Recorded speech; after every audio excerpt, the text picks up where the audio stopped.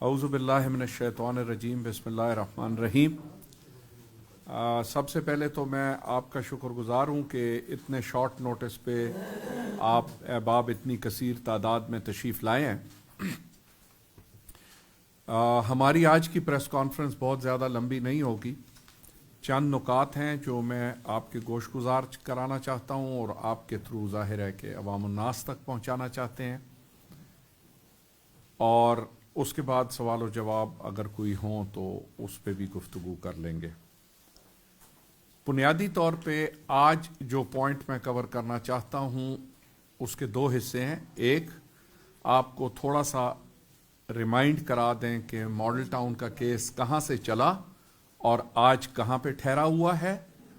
دوسرا، ہمارا جو دیرینہ مطالبہ ہے جسٹس علی باقر نجفی کی رپورٹ کی پبلیکیشن کے بارے میں، جس کے بارے میں پچھلے چند دنوں سے بہت سارے اصحاب رائے نے بھی رائے دی ہے، اور جس سلسلے میں آپ نے دیکھا ہے جسٹس قاضی فائز عیسیٰ کی جو رپورٹ آئی ہے اور جس میں گورنمنٹ کی کرٹیسزم کی گئی ہے، جس طریقے سے گورنمنٹ نے وہ ریسیو کی ہے بجائے پازیٹیولی ریسیو کرنے کے الٹا جج صاحب کو ملائن کرنے کی کوشش کی گئی ہے، اور بجائے اس کے کہ اس کو ایک تنبیہ سمجھا جاتا ایک انڈیپینڈنٹ جج کی جانب سے، ان جج صاحب کو پارٹی بنانے کی کوشش کی گئی ہے۔ ماڈل ٹاؤن کا سانحہ اس تناظر میں دیکھنا بہت ضروری ہے کہ ماڈل ٹاؤن ہوا کیوں۔ ڈاکٹر صاحب نے جب اناؤنس کیا کہ وہ پاکستان تشریف لا رہے ہیں، تو جو اس زمانے میں رانا ثناء اللہ صاحب کے بیانات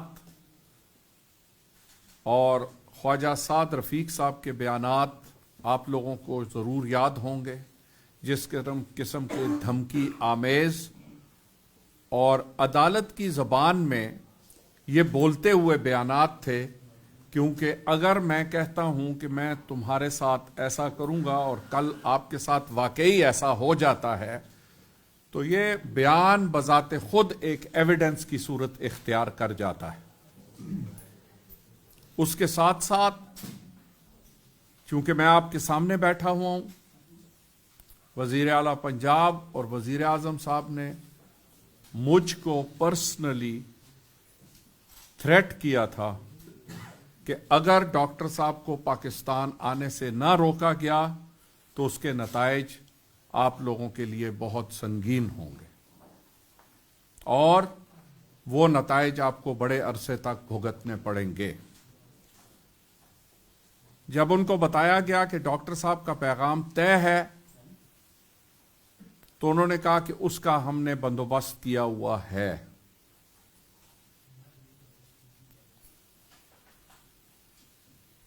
یہاں بہت اہم ہے کہ میں آپ لوگوں کو ایک دفعہ پھر ریمائنڈ کراؤں کہ یہ جو بیریئر لگے تھے، جن بیریئرز کو ہٹانے کی خاطر آج تک رانا ثناء اللہ صاحب اور باقی لوگ بات کرتے نہیں تھکتے کہ ہم بیریئرز ہٹانے کے لیے آئے تھے، وہ بیریئرز لاہور ہائی کورٹ کے آرڈر پہ لگے تھے، اور آج تک وہ آرڈر فیلڈ میں لیونگ آرڈر کے طور پہ موجود ہے۔ نہ اس آرڈر کو چیلنج کیا گیا ہے، نہ اس آرڈر کو چینج کیا گیا ہے، اور نہ ہی اس آرڈر کی کوئی ریویژن ہوئی ہے۔ تو یہ اگر آپ میں سے کوئی صاحب چیک کرنا چاہیں، وہ آرڈر آج بھی فیلڈ میں موجود ہے۔ تو ہمارا سوال سب سے پہلا جو اس پریس کانفرنس کا ہے کہ وہ ہائی کورٹ لاہور کی جس کے آرڈر کو پامال کیا گیا، اس ہائی کورٹ نے اپنے آرڈر کی پامالی کے خلاف نوٹس کیوں نہیں لیا؟ یہ ہمارا سوال ہے لاہور ہائی کورٹ سے۔ That the government violated the order of the High Court, Lahore High Court, under the direct orders of the Chief Minister Punjab and Rana Sanaullah. Why has the High Court not thought it proper to take action against these two violators of the orders of the Honorable Lahore High Court? یا تو Lahore high court مجبور ہے اور لاچار ہے، اور یا وہ کچھ مصلحتوں کی بنا پہ کچھ کرنا نہیں چاہتے. پھر سانحہ ماڈل ٹاؤن پیش آیا. آپ لوگوں نے دیکھا جس طریقے سے پولیس آئی اور ڈاکٹر طاہر القادری کی رہائش گاہ پر اور مرکز منہاج القرآن پر حملہ آور ہوئی. اس کی ملٹیپل چینل سے کوریج ہے. میرا خیال یہاں کوئی ایک ایسا چینل نہیں ہے جنہوں نے اس دن کے ایونٹس لائیو کور نہ کیے ہوں. سب سے پہلے موقع پہ سٹی 42 والے پہنچے, اس کے فوراً بعد ARY والے پہنچے, اور پھر منٹوں میں باقی سارے چینلز آتے گئے. لہٰذا شروع سے لے کر آخر تک ہر چیز کیمراز نے دیکھی اور ریکارڈ کی ساری عمر کے لیے. اس میں 3 پوائنٹس میں بہت اہم ہیں جو کہ ریکارڈ میں آ چکے ہیں. نمبر 1, ہم نے موقع پہ DCO لاہور کیپٹن عثمان کو, اس وقت جو DCO تھے, دکھایا تھا کہ ان کو دکھایا تھا ہم نے کہ یہ ہمارے پاس ہائی کورٹ کا آرڈر ہے. وہ آرڈر پولیس کو بھی دکھایا گیا اور وہ ہمارے پاس ریکارڈنگ موجود ہے, اپنی نہیں, آپ لوگوں میں سے کسی ایک چینل کی. اس کے بعد صبح کے وقت ہمارے چیف سیکیورٹی آفیسر نے آفر کیا پولیس کو کہ آپ دفتر آئیں, ہمارے ساتھ بیٹھیں, گفتگو کریں, اور اب دفتر کھلنے ہی والے ہیں, تو اگر اس آرڈر کے خلاف کوئی نیا آرڈر فیلڈ میں ہے تو وہ ہمیں دکھائیں, ہم آپ کو بیریئرز خود ریموو کر دیں گے. تیسرا, یہ آن ریکارڈ ہے کہ ہمارے چیف سیکیورٹی آفیسر 1 گھنٹہ AC جو وہ کیا اپوائنٹمنٹ ہوتی ہے اس کی, یہ جو TMO کے ساتھ بیٹھ کے ڈسکس کیا کہ جی اگر آپ کے پاس کوئی لیگل اتھارٹی ہے تو آپ وہ ہمیں دکھا دیجئے, ہم یہ بیریئرز خود آپ کو ہیلپ کریں گے ڈسمینٹل کرنے میں. وہ ان کے پاس نہیں تھی, اور اس کے بعد ظاہر ہے کہ انہوں نے دھاوا بولا, اور ایونچولی جو کچھ ہوا وہ آپ سب نے دیکھا ہے. اب جب پہلی FIR, حکومت کی بدنیتی وہاں سے شروع ہو جاتی ہے. جب پہلی FIR پولیس آئی, ہم پہ حملہ کیا, ہمارے لوگ مارے گئے, اور FIR جو پہلی درج ہوئی وہ ہمارے ہی خلاف درج کی گئی. جس میں بڑی انٹرسٹنگ بات یہ ہے کہ ہمارے اوپر جو الزام لگایا گیا کہ ہم نے آتشی اسلحے سے فائرنگ کی اور اپنے ہی لوگوں کو مارا,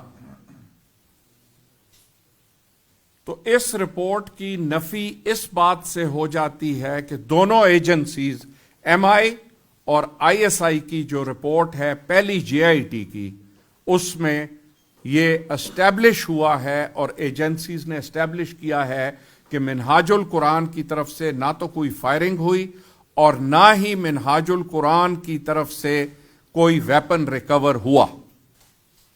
لہذا یہ اسٹیبلش ہو گیا کہ حکومت نے جھوٹ پر مبنی FIR کی ہے. اس کے بعد جب ہمارا احتجاج ہوا, اور وہ احتجاج ہوتے ہوتے اگست میں جا کے پنڈی میں اور اسلام آباد میں منتج ہوا, اور پاکستان آرمی کے chief of army staff general Raheel Sharif کی پرسنل انوالومنٹ سے, یہ ضروری بات ہے, یہاں جو نقطہ ہے یہ بہت سارے لوگوں کے دماغ میں ابہام ہے. پرائم منسٹر کی ریکویسٹ پہ چیف آف آرمی سٹاف نے اس معاملے میں انٹرونشن کا لفظ میں نہیں استعمال کروں گا, انوالومنٹ کا لفظ استعمال کروں گا. انوالو ہوئے, چیف آف آرمی سٹاف سے ہماری ملاقات ہوئی, جس میں انہوں نے ہم کو 2 چیزوں کا وعدہ کیا. ایک کہ ہماری FIR ہماری مرضی کے مطابق ہوگی, اور دوسرا ہم کو ماڈل ٹاؤن کا انصاف ملے گا. FIR درج ہوئی. FIR کے درج ہوتے ہوئے بھی حکومت کی بے ایمانی اور ایل ول اس چیز سے ظاہر ہوتی ہے. ایف آئی آر ایک ڈاکومنٹ ہے جو میرا نیریٹو ہے کہ میں نے کیا دیکھا. وہ غلط ہے یا صحیح ہے یہ کورٹ کا کام ہے اسٹیبلش کرنا, یہ پولیس کا کام نہیں ہے. لیکن ایس ایچ او نے ہماری ایف آئی آر میں بار بار تبدیلیاں کی, اور پھر یہ میں ریپیٹ کر رہا ہوں, پاکستان آرمی کی انٹرونشن پہ وہ حصے ہٹائے گئے, اور ایف آئی آر جیسی ہم نے لکھوائی تھی اس کو اوریجنل حالت میں لکھا گیا. ایف آئی آر ڈاکومنٹ میں ابھی بھی وہ کٹے ہوئے حصے موجود ہیں, کیونکہ وہ ایس ایچ او ہی اس لیول پہ کاٹ پیٹ کر رہا تھا تاکہ جو اوپر کے لوگ ہیں, ان کے جو حاکم ہیں اور مالک ہیں, خالق تو میں نہیں کہہ سکتا, ان کے عہدوں کے خالق ہیں, ان کو بچانے کے لیے اس ایف آئی آر میں ترمیمات کی گئیں, جن ترامیم کو پھر بعد میں ہم نے ہٹوایا اور ایف آئی آر کی ایک حتمی شکل بنی. یہ اس لیے اہم ہے کہ وہاں بھی پولیس کی بے ایمانی اور حکومت کی بے ایمانی دوسری ایف آئی آر سے بھی ظاہر ہے. ہماری ایف آئی آر میں ہم نے جہاں سارے لوگوں کو نامینیٹ کیا ہے, اس دوسری ایف آئی آر میں جب پولیس نے اپنی تفتیش کیا تو ہمارے ہی لوگوں کو پھر نامینیٹ کر دیا. اس پورے سانحہ ماڈل ٹاؤن میں حکومت کی طرف سے چند لو لیول کے پولیس اہلکاروں کے علاوہ کسی کی ذمہ داری ہی نہیں ہے. 7 superintendent police, 17 S H O اور 1 ڈی آئی جی. یہ ضرور آپ فگرز نوٹ کریں, 1 D I G, 7 superintendent police اور 17 ایس ایچ اوز پاکستان کی تاریخ میں کراچی کے بدترین حالات کے دوران, خیبر پختونخوا میں ٹیررزم کے عروج پر, اسلام آباد کے دھرنے میں جس میں پی ٹی آئی اور پاکستان عوامی تحریک دونوں شامل تھے, کسی ایک موقع پر اتنے زیادہ پولیس افسر پاکستان کی تاریخ میں اکٹھے نہیں کیے گئے. اس کے بعد جو کمیشن اپوائنٹ کیا تھا چیف منسٹر نے, اور کہا تھا کہ اگر اس کمیشن نے, جسٹس علی باقر نجفی والے کمیشن نے ہماری طرف انگلی اٹھائی تو میں اسی وقت استعفیٰ دے دوں گا. جیسا کہ آج ساتھ رفیق صاحب فرماتے ہیں کہ اگر میرے استعفے سے ایکسیڈنٹ رک سکتے ہیں تو میں استعفیٰ دے دیتا ہوں. دراصل وہی سب سے بڑا ایکسیڈنٹ ہے جو ریلوے کے ساتھ ہوا ہے. جسٹس علی باقر نجفی کی کمیشن میں ہم پیش نہیں ہوئے, لہذا ہماری طرف سے کوئی ایویڈنس نہیں کیا. جو حکومت کی طرف سے ایویڈنس پیش ہوا ہے اس کی بنا پر جی جو حکومت کی طرف سے ایویڈنس دیا گیا, اور جو مختلف ایجنسیز جو کہ پہلے جی آئی ٹی میں اور دوسری جی آئی ٹی میں انوالو تھیں, ان ساروں کا ایویڈنس جمع کرنے کے بعد جسٹس علی باقر نجفی کی رپورٹ میں یہ طے ہوا کہ پنجاب حکومت اور محترم شہباز شریف سانحہ ماڈل ٹاؤن میں ڈائریکٹلی انوالو تھے. لہذا اس رپورٹ کو چھپا دیا گیا اور آج تک اس رپورٹ کو منظر عام پر نہیں لایا گیا.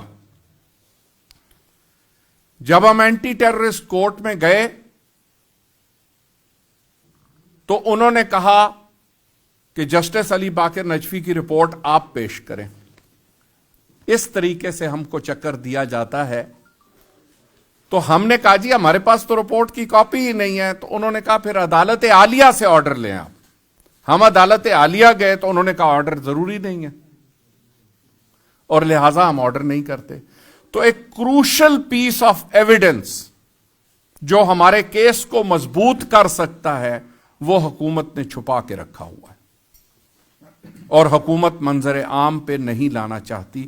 یہ وہ کمیشن ہے جو محترم شہباز شریف نے اپنے حکم سے اسٹیبلش کیا, اور اس کے بعد جب اس کی رپورٹ آئی اور اس رپورٹ میں ان کے خلاف لکھا گیا تو اس رپورٹ کو دبا دیا گیا. قوم سے یہ وعدہ کیا تھا انہوں نے کہ کمیشن کی رپورٹ منظر عام پہ لائی جائے گی، لیکن ان کے باقی جھوٹے وعدوں کی طرح یہ بھی ایک جھوٹا وعدہ نکلا۔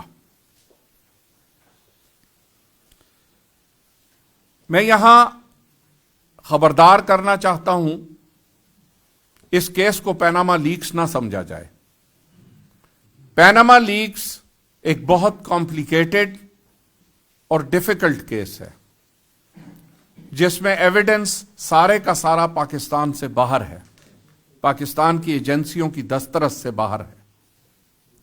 ماڈل ٹاؤن کا بڑا سیدھا کیس ہے، دن دہاڑے پولیس نے گولیاں ماری، اور اس کے بعد ابھی تک وہ پولیس افسران جو موقع پہ ذمہ دار تھے وہ دندناتے پھر رہے ہیں، اور جن پولیس افسروں کے خلاف کلیئر کٹ ایویڈنس تھا، جیسا کہ ایس پی سلیمان کے بارے میں، جنہوں نے ملٹیپل ویڈیو چینلز کی ریکارڈنگ ہے کہ ان کو آپ پتھر مت ماریں، ان کو گولیاں ماریں، یہ الفاظ ہیں ان کے جو کہ ٹیلی ویژن پہ کلیئرلی سنے جا سکتے ہیں، ان کو ملک سے فرار کرا دیا گیا، اور وہ آج تک مفرور ہیں، اور حکومت نے کوئی ایفرٹ نہیں کیا۔ اگر حکومت کی نیت ہوتی اس چیز کے باٹم تک پہنچنے کو، تو کم از کم ان پولیس افسروں کے بیانات تو لیے جاتے جو موقع پہ موجود تھے، لیکن ان میں سے ایک سینئر پولیس افسر کا بیان نہیں لیا گیا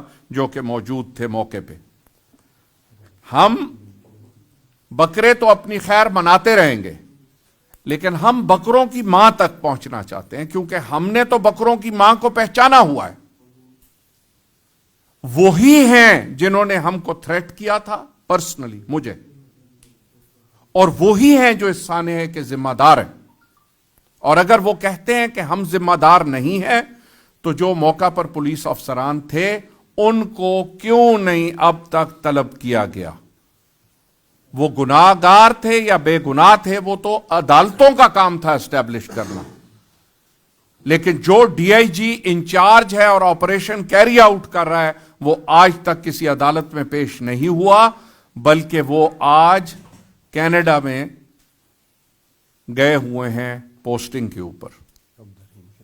اسی طرح عبد الرحیم شیرازی صاحب، جو تصویر پوری دنیا میں مشہور ہوئی، جو خواتین کو بالوں سے کھینچ کر گھسیٹتا رہا، اس ایس پی عبد الرحیم شیرازی کو لنڈن پوسٹنگ پہ بھیج دیا گیا۔ یہ انصاف ہے اس حکومت کا، اور پھر ہم کہتے ہیں کہ خداوند تعالیٰ کا قہر ہم پہ کیوں نازل ہوتا ہے۔ توقیر شاہ جو چیف منسٹر کے ساتھ تھے، پرسنل سٹاف آفیسر، ان کو جنیوا پوسٹنگ پہ بھیج دیا گیا۔ تو جتنے کی پرسنل تھے، ان سارے کی پرسنل کو یا فرار کرا دیا گیا، اور یا ان کو بہترین پوسٹنگز پہ باہر نواز کے بھجوا دیا گیا تاکہ ایویڈنس ہی نہ رہے۔ ابھی تک عدالت میں محترم جواد حامد صاحب، جو کہ ہمارے استغاثہ کے کمپلیننٹ ہیں، یہ پیش ہوئے۔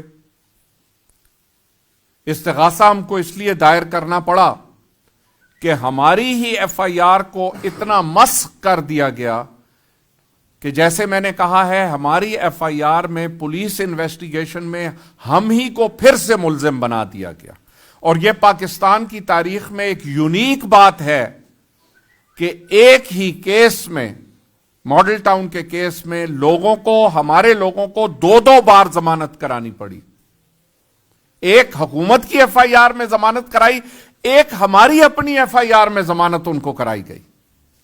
ایسی مثال پاکستان کی تاریخ میں نہیں ہے، اور یہاں میری اپیل ہے ہائر کورٹ سے کہ وہ کہاں ہیں جب لوور کورٹس یہ کر رہی ہیں اور پولیس یہ کر رہی ہے؟ اور کیا ان کو یہ نظر نہیں آتا کہ کس طرح سے انصاف کی دھجیاں بکھیری جا رہی ہیں؟ تو لامحالہ ہمارے دل میں شکوک اور شبہات پیدا ہوتے ہیں۔ وہ ہے میرے پاس پوائنٹ۔ اس کے بعد 56 لوگوں کی اب تک شہادتیں ہو چکی ہیں۔ ان 56 لوگوں میں گواہیاں ہو چکی ہیں. ان 56 لوگوں میں جتنے شہداء تھے ان کے لواحقین شامل ہیں، اور جتنے لوگ خود جو زخمی ہوئے تھے، کیونکہ ان وٹنسز سے بہتر وٹنس کوئی نہیں ہے جن کو گولیاں لگی اور وہ موقع پہ موجود تھے، وہاں سے وہ ریموو کیے گئے ایمبولینسز میں. جیسے بھی 61 میڈیکو لیگل سرٹیفکیٹس ہم عدالت کے سامنے سبمٹ کر چکے ہیں. 61. اس کے علاوہ جو سرجنز کی رپورٹس ہیں وہ ہم عدالت میں سبمٹ کر چکے ہیں، کیونکہ ایک زخمی جو ہسپتال گیا ہے اس سے بہتر ڈاکٹر نہیں. لکھ کے دو نا جی، گلا بجائے لکھتے ہوئے تھے.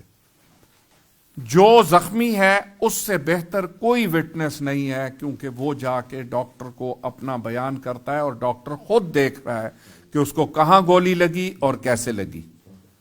کوئی ایک گولی ایسی نہیں ہے جو سرکار کے ویپنز کے کیلیبر کی نہ ہو. کوئی ایک گولی ایسی نہیں ہے جو کہ سرکار کے آفیشل ویپنز کے کیلیبر کی گولی نہ ہو. لہذا اسٹیبلش ہوتا ہے کہ یہ ساری کی ساری گولیاں سرکاری ہتھیاروں سے لگیں. ایک چیز میں کہتا ہوں کہ جو ایم آئی اے اور آئی ایس آئی کی رپورٹ تھی جے آئی ٹی میں، اس میں کلیئرلی لکھا گیا ہے کہ یہ پازیٹیو اینگل سے فائرنگ ہوئی، جو کہ ہم لوگ ہمیشہ کہتے ہیں کہ ارد گرد کی چھتوں پہ پولیس اہلکار چڑھ کے انہوں نے فائرنگ کی ڈاکٹر طاہر القادری کے گھر پہ اور ڈاکٹر طاہر القادری کے گھر کے آگے جو لوگ تھے ان کے اوپر. 10 پوسٹ مارٹم رپورٹس ہم نے سبمٹ کی ہیں جو کہ عدالت کے ریکارڈ میں شامل ہو چکی ہیں. ہائی کورٹ کا آرڈر عدالت کو دیا گیا ہے.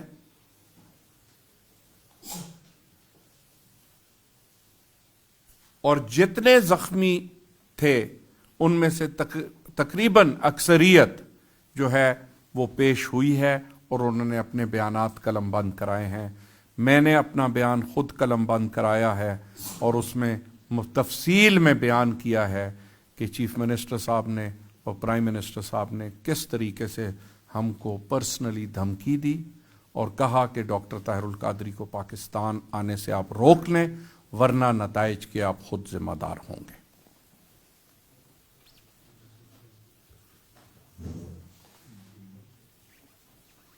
ملزموں، اب سٹیج آ گیا ہے جب عدالت ملزموں کو طلب کرے گی.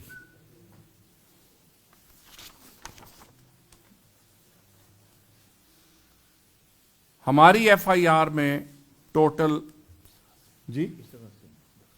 جو ہمارا استغاثہ ہم نے دائر کیا ہے اس میں 127 نامزد ملزمان ہیں. 127. اور ہر ایک کے بارے میں ہم نے کلیئرلی بیان کیا ہے کہ اس کا کیا رول تھا، اور اکثریت جو ہے کیا ہاں اس میں سارے کے سارے گورنمنٹ آفیشلز ہیں یا پولیس کے آفیشلز ہیں. اور ہم نے کوشش کی ہے کہ اپنے پورے استغاثے میں ہر ایک کا جو رول پلے کیا اس کو تفصیل میں بیان کیا جائے. کن لوگوں نے ڈائریکٹلی گولیاں ماری اور جس کے نتیجے میں لوگ زخمی ہوئے اور جس کے نتیجے میں لوگ شہید ہوئے. شہیدوں کے ورثاء اور موقع کے گواہان، ایک ایسا گواہ نہیں ہے ہمارے پورے استغاثہ میں جو کہ 56 کے 56 لوگ جو گواہ ہیں. Every one of them is an eyewitness to the incident and was there throughout the time except those جو کہ زخمی ہوئے اور ان کو ایمبولینسز میں وہاں سے لے جایا گیا. ان کے علاوہ جتنے لوگ تھے سمیت میرے، جواد حامد صاحب کے، ساجد بھٹی صاحب کے، جو کہ موقع پہ رات 12:30 بجے سے لے کے دن 12 بجے تک through out the 12 hours of the incident موقع پہ موجود تھے. جو بھی عدالتی تقاضے ہیں ملزموں کی طلبی کے لیے وہ ہم نے مکمل کر دیے ہیں عدالت کے سامنے. الف سے لے کر یہ تک ایک ایک چیز ویڈیوز دکھا کے عدالت کو، انسیڈنٹ کی ویڈیوز ملٹیپل ٹیلی ویژن چینلز نے جو لی ہوئی ہیں، جس میں آرڈرز کی ریکارڈنگ ہے، جس میں گولیاں لگنے کی ریکارڈنگ ہے. میں ایک مثال دیتا ہوں. جس طرح ہماری ایک بہن جو شہید ہوئی تھی، ویڈیو میں کلیئرلی دیکھا جاتا ہے کہ ان کے بھائی نے جب ان کو گولی لگی ہے اور وہ گری ہیں، ان کے بھائی نے انا للہ و انا الیہ راجعون پڑھا ہے اور کہا کہ میری بہن شہید کر دی گئی ہے. وہ پوری ویڈیو فوٹیج عدالت کو ہم نے کلیئرلی دکھائی ہے. اور اسی طرح ایک ایک ایونٹ کی ویڈیو. یہ میں اس لیے آپ لوگوں کے اوپر آج اس پریس کانفرنس میں زور دے رہا ہوں کہ اب ہم کروشل سٹیج پہ کھڑے ہیں. میں عوام الناس کو بھی بتانا چاہتا ہوں اور آپ بھائیوں کے تھرو اور بہنوں کے تھرو ساری دنیا کو بتانا چاہتا ہوں کہ ایک ایک ایویڈنس جو ہمارے پاس تھا، لائیو ایویڈنس ویڈیوز کے ذریعے ہم نے پیش کیا ہے عدالت میں، تاکہ عدالت کو ہم اسسٹ کر سکیں اور پورا سانحہ جو ہوا اس کو اول تا آخر اپنی زبان سے اور ان ویڈیوز کی مدد سے جج صاحب کو باور کرا سکیں کہ 17 جون کے دن وہاں پہ کیا پیش آئی روداد. ہماری طرف سے جتنے تقاضے تھے عدالت کی ضروریات کے مطابق وہ ہم پورے کر چکے ہیں. اب عدالت کی طلبی کا سلسلہ شروع ہونے والا ہے اور عدالت پہ منحصر ہوگا کہ وہ کن کن مجرموں کو طلب کرتی ہے، کن کن ملزمان کو طلب کرتی ہے. اس سلسلے میں خصوصاً ڈاکٹر باقر نجفی کی رپورٹ، کیونکہ اگر جسٹس علی باقر نجفی کی رپورٹ پبلش ہو جاتی ہے تو ماڈل ٹاؤن کا سانحہ بالکل واضح ہو جائے گا کہ کس کے حکم پہ ہوا اور وہاں کیا کر اور کیوں کر وہاں جو حالات بنے وہ بنے. تو اس لیے ہم اپیل کرتے ہیں حکومت سے، ہم اپیل کرتے ہیں عدالت عالیہ سے کہ فی الفور جسٹس علی باقر نجفی کمیشن کی جو رپورٹ ہے اس کو پبلش کیا جائے تاکہ ملزمان کی نشاندہی ہو سکے اور انصاف کے تقاضے پورے کیے جا سکیں. اس سلسلے میں جسٹس علی باقر نجفی کی رپورٹ کی پبلیکیشن کے لیے ہم جمعے کے دن انشاءاللہ تعالی ایوان اقبال کے سامنے مظاہرہ کر رہے ہیں، جہاں ہمارے لاہور کی پوری تنظیم انشاءاللہ شرکت کرے گی اور وہ مظاہرہ وہاں سے ہوتے ہوئے پریس کلب کے قریب جا کے اپنی انتہا کو پہنچے گا. اس احتجاج کے دوران ڈاکٹر محمد طاہر القادری خود خطاب کریں گے اور وہاں ہم اعلان کریں گے کہ اب ہم نے جو 2.5 سال سے انتظار کر رہے ہیں کہ ہمیں عدالتوں کی طرف سے انصاف ملے، حکومت ایک ٹرانسپیرنٹ ٹرائل ہونے دے اور جسٹس علی باقر نجفی کی رپورٹ کی پبلیکیشن کا مطالبہ ہم کرتے ہیں. اور وہاں جمعے کے روز ڈاکٹر طاہر القادری پاکستان عوامی تحریک کے آئندہ لائحہ عمل کے لیے، انصاف کے حصول کے لیے اور جسٹس علی باقر نجفی کی رپورٹ کی پبلیکیشن کے لیے جو بھی لائحہ عمل ہوگا وہ عوام الناس کو اور آپ لوگوں کو اس سے باخبر کرنے کے لیے انشاءاللہ تعالی فرائیڈے کو ہم اپنا احتجاج بھی کریں گے اور اس احتجاج کے ذریعے ہم یہ آگے ہی ایک دفعہ پھر دلائیں گے کہ اگر جسٹس علی باقر نجفی کی رپورٹ نہ پبلش ہوئی تو انصاف کے تقاضے پورے نہیں ہوں گے اور عدالت جو بھی فیصلہ کرے چونکہ عدالت کے سامنے جسٹس علی باقر نجفی کی رپورٹ موجود نہیں ہے، عدالت ایک تحقیقاتی ادارہ نہیں ہے، لیکن جسٹس علی باقر نجفی کے سامنے ان اداروں نے اپنی گواہیاں پیش کی، رپورٹ پیش کی، جو تفتیش کر سکتے ہیں، جو حالات سے باخبر ہیں اور جن کو حالات کا علم تھا۔ تو انشاءاللہ تعالی جمعے کو ہم یہ احتجاج کریں گے اور جی نماز جمعہ وہیں ادا کی جائے گی۔ اور ایک اور چیز جو میں پہلے بھی تھوڑا سا ذکر کر چکا ہوں، بس آخری نقطہ ہے یہ کہ پیناما کے معاملے میں اس کو تو ابہام دیا جا رہا، عوام کی آنکھوں میں دھول جھونکی جا رہی ہے، اور میرا خیال ہے کہ اگر سوشل میڈیا آپ پڑھیں، اور یقیناً آپ سب پڑھتے ہوں گے، عوام الناس میں کوئی کنونسڈ نہیں ہے کہ ہمارے حکمران جو ہیں وہ انوسنٹ ہیں۔ صرف عدالتیں ابھی تک کنونسڈ نہیں ہیں، دل میں تو ضرور کنونسڈ ہیں، ان کے سوالوں سے ظاہر ہوتا ہے۔ آیا ایویڈنس اس لیول کا ان کے سامنے ابھی وہ دیکھتی ہیں اس آنکھ سے یا نہیں؟ لیکن ماڈل ٹاؤن کا ایک ایسا سانحہ ہے جو روز روشن کی طرح عیاں ہے۔ میرا نہیں خیال کہ ابھی تک مسلم لیگ کے بھی وزراء میں سے سوائے رانا ثناء اللہ صاحب کے ایک وزیر ہے کسی ایک ٹاک شو میں جس نے کہا ہے وہ کہ وہاں ظلم نہیں ہوا۔ تو پھر اگر ظلم ہوا ہے اور وزیر اعلیٰ کہتا ہے ظلم ہوا ہے، وزراء کہتے ہیں ظلم ہوا ہے، تو اس ظلم کا مداوع کون کرے گا؟ کیا حکومت وقت کرے گی؟ کیا عدالتیں کریں گی؟ یا پھر ایک بار ہم کو سڑکوں پہ آ کے انصاف کے لیے جد و جہد کرنی پڑے گی؟ یہ ایک سوال ہے جو آخر میں آپ کے پاس میں چھوڑ کے جا رہا ہوں۔ یہ فرما دیں کہ جو ملزمان آپ نے کہا کہ عدالت ان کو طلب کرے، ان میں دو تین بڑے بڑے نام بتا دیں۔ دوسرا آپ بتا دیں کہ اب عدلیہ سے نکل کے یہ معاملہ سڑکوں پہ حل ہونے جائے گا آپ کے خیال میں؟ آخری بات جو میں نے کی ہے، ہم اہتمام حجت ضرور کریں گے، کیونکہ ہم قانون کے پابند ہیں، قانون کو ہم عظیم سمجھتے ہیں، لیکن جب قانون کے ذریعے ہمیں ہمارا انصاف نہیں ملے گا، کیا یہ ممکن ہے کہ 5 پولیس والوں نے 100 لوگوں کو گولیاں ماری ہیں؟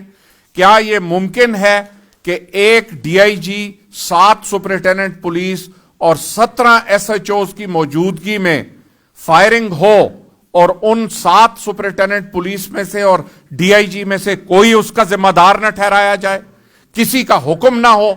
یہ ممکن ہے کہ ایک سپاہی فائرنگ کر کے 100 لوگوں کو گولیاں مار دے اور اس کی پکڑ ہو؟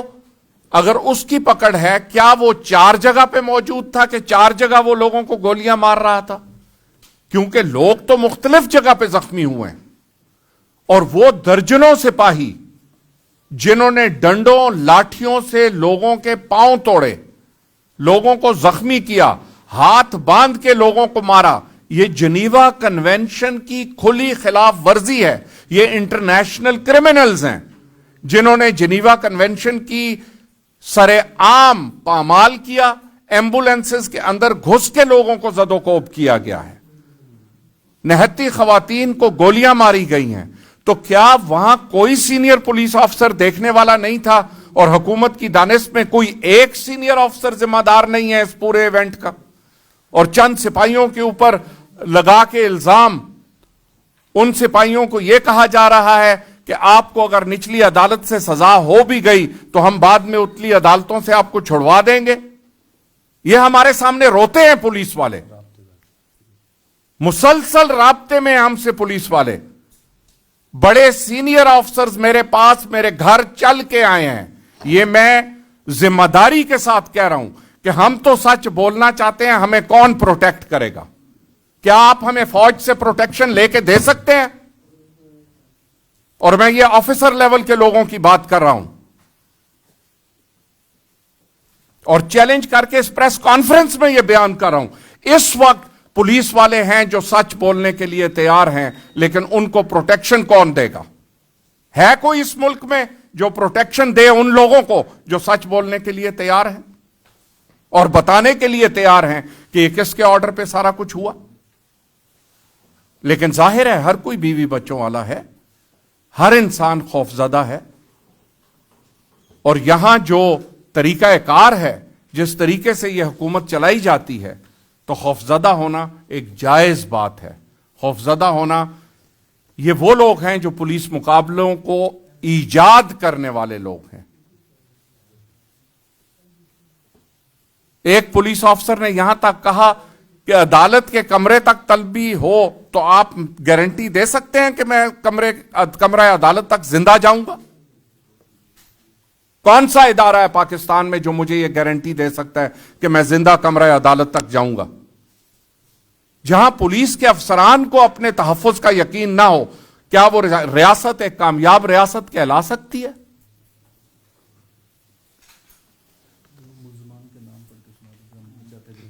ہاں، وہ آپ کے سوال کے جواب میں جو پرنسپل ایکیوزڈ ہیں وہ وزیر اعظم پاکستان محترم میاں نواز شریف ہیں، وزیر اعلیٰ پنجاب میاں شہباز شریف، رانا ثناء اللہ صاحب، خواجہ سعد رفیق صاحب، خواجہ آصف صاحب، حمزہ شہباز، پرویز رشید صاحب، چودھری نثار علی خان، آئی جی پنجاب مشتاق سکھیرا صاحب، ڈی آئی جی رانا عبد الجبار جن کو کینیڈا بھجوا دیا گیا ہے، ڈی سی او کیپٹن عثمان، اور دیگر، اگر آپ لوگ چاہیں تو آپ کو مکمل لسٹ دی جا سکتی ہے، لیکن یہ وہ لوگ ہیں۔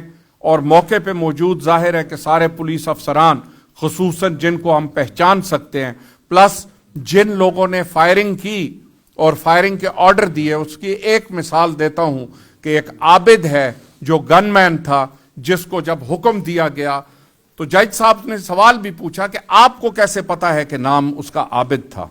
تو بتایا کہ دو باتیں، ایک تو نمبر پلیٹ، اپنا نیم پلیٹ ہر پولیس والا پہنتا ہے، دوسرا اگر میں آرڈر دے رہا ہوں کہ عابد اس عورت کو گولی مار دو، تو پھر ظاہر ہے کہ ہم کو نام تو پتہ لگے گا کہ عابد نے ہی اس عورت کو گولی ماری ہے۔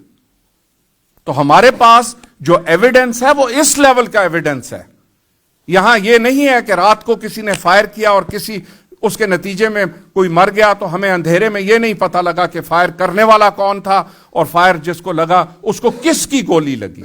یہاں تو ایک ایک فرد کو انہوں نے چن کے مارا ہے، اور لوگوں نے، زخمیوں نے اپنے مارنے والوں کو اپنی آنکھوں سے دیکھا ہے، پہچانا ہے، اور عدالت میں بیان دیے ہیں کہ فلاں نے، اور ہر ایک شہید ہونے والے کا کوئی نہ کوئی رشتہ دار، ساتھی موجود تھا جس نے اپنے اس دوست، عزیز، رشتہ دار کو قتل ہوتے ہوئے دیکھا، اور شہید ہونے کے اوپر دیکھا کہ کس آدمی نے اس کو شہید کیا ہے۔ اس سے زیادہ کھلا کیس، اور یہ پاکستان کی ریاست کے لیے ایک چیلنج ہے، پاکستان کی مکمل عدلیہ کے لیے ایک چیلنج ہے کہ اگر ایک ایسے کیس میں انصاف نہ ہوا تو جو کیس مبہم ہیں ان میں انصاف کی کیا توقع کی جا سکتی ہے؟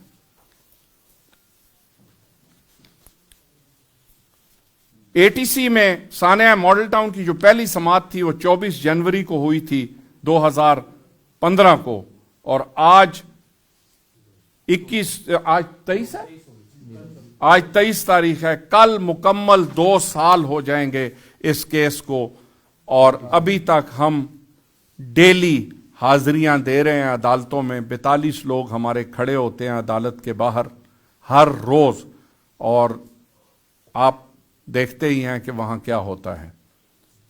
میں آپ کا شکر گزار ہوں، اور کوئی اگر سوال ہے تو کائنڈلی پوچھ لیجئے، ادروائز میں آپ سب کا شکر گزار ہوں کہ آپ تشریف لائے۔ آپ نے کہا تھا قانون کے دائرے کے اندر سارا کام کر رہے، تو دفعہ 144 لگی جہاں ریڈی آپ نے کہا۔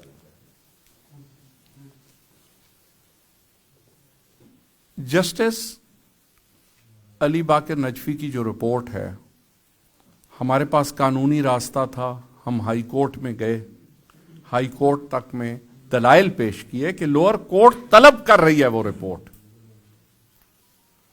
تو جب حکومت کسی طریقے سے بھی ایک کام کرنے کو تیار نہیں ہے تو آخر ہمارے پاس کیا راستہ رہ جاتا ہے؟